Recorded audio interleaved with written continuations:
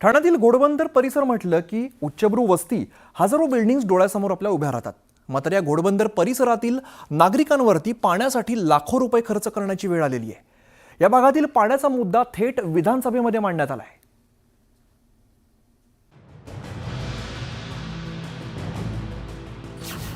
हंडाभर पाण्यासाठी घोडबंदरकर तहानलेले. पाण्याची बिलं भरूनही टँकरचं पाणी नशिबी. अनेक सोसायट्यांना महिन्याला पाण्यासाठी लाखोंचा खर्च. तलावांचं शहर म्हणजे ठाणे. पण याच ठाण्यात हजारो घरांना टँकरने पाणी पुरवठा करावा लागतो. हा आहे ठाण्यातला घोडबंदर भाग. उच्चभ्रू वस्ती, हजारो बिल्डिंग्स, पण पाण्याचा पत्ता नाही.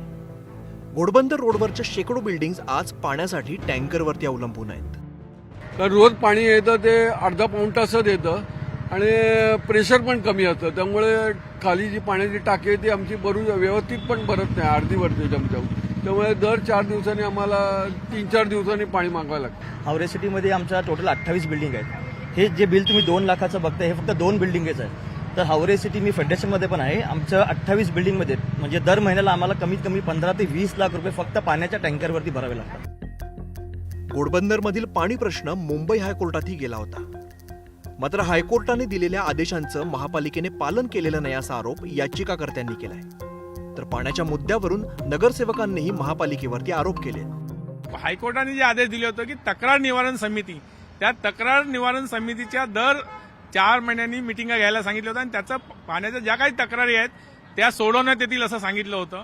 मात्र जे हायकोर्टाने आदेश दिले होते ते ठाणे महानगरपालिकेने फक्त आतापर्यंत फक्त 2च बैठका घेतल्या, ज्या प्रत्येक 4 महिन्यांनी घ्यायच्या होत्या, तेही पाळलेलं नाही. ठाणे महानगरपालिकेत पाण्याची टंचाई तीव्र आहे. त्यातल्या त्यात घोडबंदर रोडवर ज्या मोठमोठ्या टोलेजंग इमारती होत आहेत आणि तिथे टँकर लॉबी फार सक्रिय आहे आणि ह्या सोसायट्या आणि ह्या इमारतींमध्ये लाखो रुपयाचं दर महिन्याला टँकरच्या मार्फत पाणी विकत घेतलं जाते.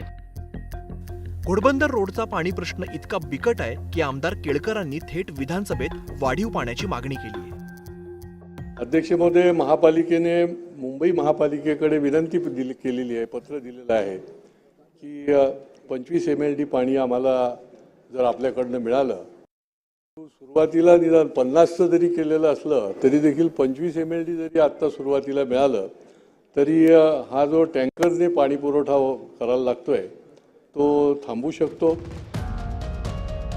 पाण्याची कमतरता असताना या भागात शेकडो प्रोजेक्ट्सना मान्यता कशी देण्यात येते? महापालिका पाणी देत नाही, पण बांधकामांना मात्र परवानगी देते. हा टँकर लॉबीला पोचण्याचा डाव आहे का? हे नागरिक टँकर मुक्त होतील का? असे अनेक प्रश्न सध्या उपस्थित होत आहेत. अजित मांढरे, न्यूज 18 लोकमत, घोडबंदर, ठाणे. तर इकडे महारेराने राज्यभरातील तब्बल 11,000 गृहनिर्माण प्रकल्पांना कारणे दाखवा नोटीस पाठवलेली आहे. मात्र ज्या बँकरप्ट प्रकल्पांच्या प्रकरणात महारेराने ग्राहकांच्या बाजूने निकाल दिलाय त्या शेकडो निकालांमध्ये ग्राहकांना नुकसान भरपाई मिळत नसल्याचं धक्कादायक वास्तव समोर येत आहे. महारेराची 11,000 गृहप्रकल्पांना नोटीस. ग्राहक नुकसान भरपाईच्या प्रतीक्षेत. पुणे जिल्ह्यात 500 कोटी थकीत. पुण्यातील महारेराच्या कार्यालयात नियमित खेटा घालणारे दोघे आहेत अनिश जिकरे आणि राहुल पाटील. या दोघांच्या केसचा निकाल खरं तर 2018 सालीच लागलाय. शिरूर नजीक ऑरा सिटीमध्ये या दोघांसह 17 जणांनी 2012-13 साली 14 ते 15 लाखात 1 BHK बुक केले. पण हा गृहनिर्माण प्रोजेक्ट मध्येच दिवाळखोरीमध्ये निघाल्यामुळे या मंडळींना घराचा ताबा मिळाला ना त्यांनी भरलेले पैसे. गेली 12 वर्ष ते महारेरा आणि महसूल प्रशासनाकडे आपल्या हक्कांच्या पैशासाठी चक्रा मारतायत. आता तुम्हीच ऐका त्यांची कहाणी. मला 14.25 लाख रुपये सगळं म्हणून दिलंय मी. घर मिळालं ताब्यात? अजिबात नाही. घर ताबा नाही मिळाला आणि काहीच नाही. तर त्यावेळेस महारेराकडे आले. महारेराने काय सांगितलं? महारेराकडे आम्ही 2017ला आलो. त्यावेळेस त्यांनी आम्हाला 18ला निकाल दिला. 8 जून 2018ला निकाल दिला आणि निकाल आमच्यातर्फे लागला. मग त्याच्या पुढे आम्ही त्यांना त्यांनी तहसीलदारला वगैरे पाठवले, कलेक्टरना पाठवले, कलेक्टरने तहसीलदारला पाठवले रिकव्हरीसाठी आणि मग त्यांच्याकडे आम्ही वारंवार चक्र मारत होतो, तर त्यांनी अद्याप आम्हाला काही रिस्पॉन्स दिला नाही, अजिबात नाही, 1 रुपया मिळाला नाही. 2014ला तुम्हाला ताबा देऊ, 2014ला ताबा मिळाला नाही. आम्ही वारंवार आमच्या हातातल्या नोकऱ्या सोडून तिथे चक्रा मारायचो फॉलोअपसाठी. आम्हाला बिल्डरांनी तशी काही दाद दिलेली नाही. शेवटी आम्हाला कोर्टाच्या पायरी चढायला लागल्या. कोर्टाचे निर्णय मिळता नाकीनो आलो. पुन्हा शिवाय आम्हाला एक्झिक्युशन लेवलला जायला लागलं. यांच्या बेसिक ऑर्डरवरती काम झालेलं नाही, अजिबात हालचाल झालेली नाही. एक्झिक्युशन ऑर्डरची ऑर्डर सुद्धा पैसे भरले तुम्ही? आम्ही साहेब भरपूर भरले, जवळपास 15 ते 16 लाख रुपये भरले आणि त्याच्यावरती व्याज भरतो बँकेला. आजही आमचा न चुकता 10 तारखेला नाही साहेब, अर्धवट सापडा. आम्हाला 13 वर्ष झाले साहेब आतापर्यंत. ॲडव्होकेट विक्रम पाटील हे पार हायकोर्टापर्यंत ही ऑरॉसिटीची केस घेऊन गेले. पण महारेराने 2018 साली ग्राहकांच्या बाजूने निकालाची अजूनही प्रत्यक्ष अंमलबजावणी होत नाहीये. कारण महारेरा हे फक्त न्यायनिवाडा करतं, तर महसूल प्रशासन हे बिल्डरकडून वसुली करून देतं. पण प्रशासन ती प्रक्रिया राबवायला जाताच संबंधित प्रोजेक्टला कर्ज दिलेल्या बँका आपल्या वसुलीसाठी आडव्या येतात, अशी माहिती वकिलांनी दिली आहे. आम्ही रेराकडून ऑर्डर करून झाली तर रेरा त्याला कुठलीही दाद देत नाही. नंतर आम्ही एक्झिक्युशन झाल्यानंतर रेरा म्हणतं की तुम्ही महसूलकडे जा, तिथून रिकव्हरी करून घ्या. महसूल जिथं तहसीलदार जे ऑर्डर करतात ते तहसीलदारांनी हे सगळं प्रकरण ती नोटिसा त्या कोण तो बिल्डर होता त्याला पाठवल्या. त्या बिल्डरला नोटिसा पाठवून देखील त्यांनी काय ती रिकव्हरी केली नाही, पैसे दिले नाहीत. ह्या लोकांचे पैसे दिले नाहीमुळे आम्ही ते परत कलेक्टरांकडे आलो. कलेक्टरांनी आमच्या कुठली ह्या लोकांना कोणती दाद दिली नाही. ते दाद दिली नसल्यामुळं अद्यापपर्यंत ह्या लोकांचे पैसे तसेच रांगडे अडकून पडलेले आहेत. बिल्डर मंडळींकडून होणाऱ्या आर्थिक फसवणुकीला चाप बसावा म्हणून शासनाने 2016 साली महारेराची स्थापना केली. पण या कायद्यात ही वसुली नाही झाली तर पुढे काय करायचं याची कोणतीही स्पष्टता नाहीये.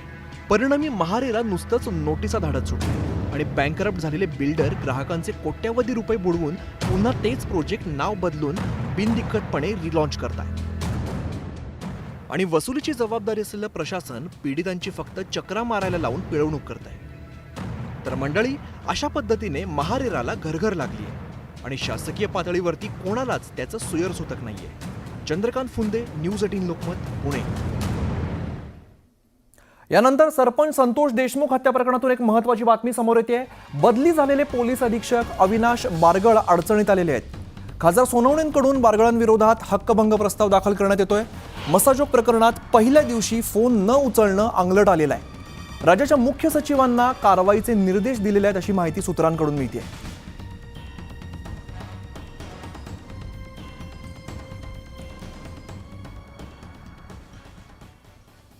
तर पुढची विशेष बातमी बघूया. काळंबावाडी धरणाची वाढती गळती सध्या चिंतेचा विषय बनलेली आहे. या धरणातून दर सेकंदाला 300 लिटर पाण्याची गळती होते. गळतीकडे वेळीच लक्ष न दिल्यास मोठा धोका उद्भवण्याची शक्यता आहे. हिवाळी अधिवेशनात सुद्धा खरं तर हा मुद्दा चांगलाच गाजलेला आहे. आज राजू शेट्टींनी या धरणाची पाहणी केली आणि लवकरच गळती काढण्यासाठी पावलं न उचलल्यास तीव्र आंदोलनाचा इशारा दिला आहे.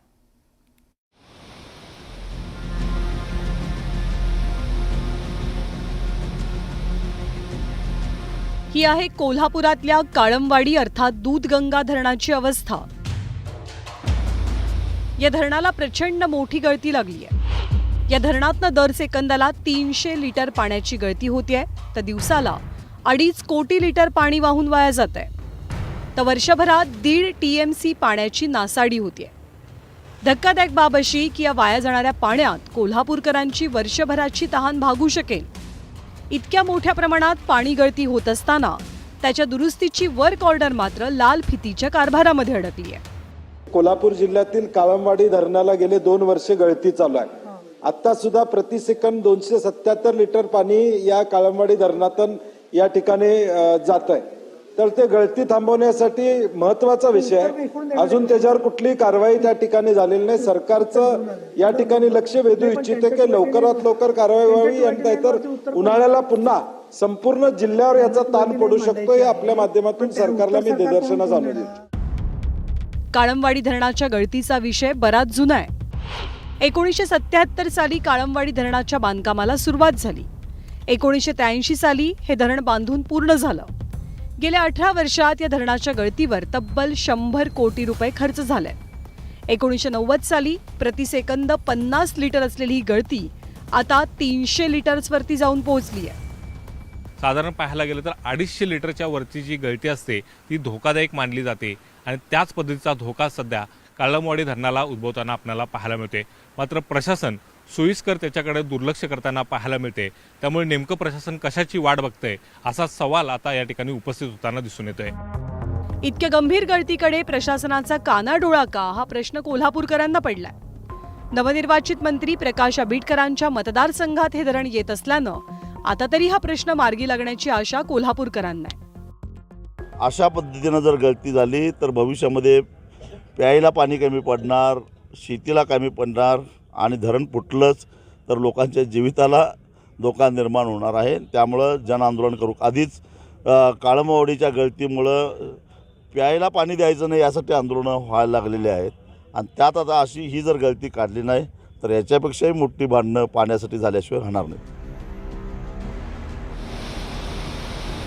काळमवाडी धरण महाराष्ट्र आणि कर्नाटक दोनही राज्यांची तहान भागवत आहे. त्यामुळे धरणाला धोका उद्भवल्यास धरण क्षेत्रात येणाऱ्या शेकडो गावांनाही धोका संभवतो.